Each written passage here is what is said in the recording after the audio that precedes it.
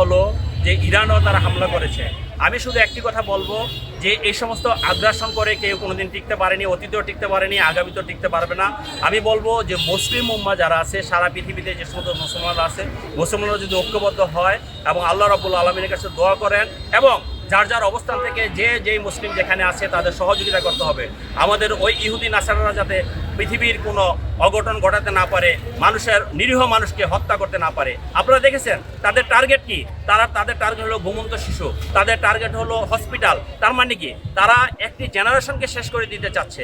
তো আমার বক্তব্য এই ব্যাপারে স্পষ্ট যে আমরা যারা মুসলমান আছি, আমরা যারা মুসলিম ধর্মে বিশ্বাসী, আমরা যারা আল্লাহ রাব্বুল আলামিনের উপর বিশ্বাসী, আমরা হযরত মুহাম্মদ সাল্লাল্লাহু আলাইহি ওয়াসাল্লামকে যারা বিশ্বাস করি, আমরা যাতে ঐক্যবদ্ধ থাকি এবং আমরা ইসলামের দৃষ্টিতে ইসলামিক ধারায় ইসলামিক পতাকা তলে ঐক্যবদ্ধ হয়ে এই সমস্ত ইসলাম বিরোধী এই নাসারাদের বিরুদ্ধে আমরা কাজ করব, ইহুদিদের বিরুদ্ধে আমরা কাজ করব।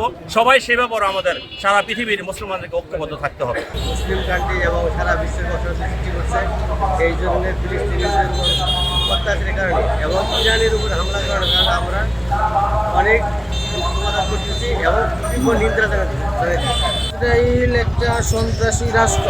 ইসরায়েল ইরানের উপরে যে হামলা করেছে এটাকে আমরা তীব্র নিন্দা জানাই। ইসরায়েল ইরানের উপর যে হামলা করেছে এর তীব্র নিন্দা জানাই। ইরানের উপরও আক্রমণ চালাইতেছে ইসরায়েল।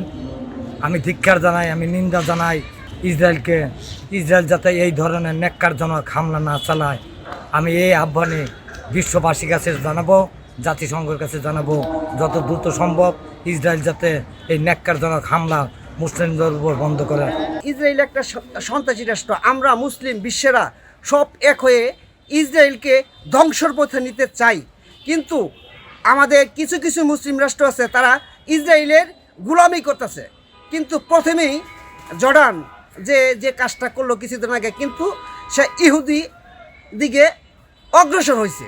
আমরা চাই না, কিন্তু জর্ডানরে অতি বিনয় করে বলছি, একটু বাবা তুমি এই কাজ করো না, কিন্তু তুমি ইসরায়েলের বিপক্ষে যাও, ইরানের পক্ষে আসো। আমাদের মুসলিম ভাইদের যেই অত্যাচার নিবারণ করতেছে ইসরায়েল, আল্লাহ তুমি তাদের রক্ষা করো, মুসলমানদের তাদের রক্ষা করো। এই যে লেবাননের মধ্যে যে হামলা করলো, ইসরায়েল একটা সন্ত্রাসী রাষ্ট্র।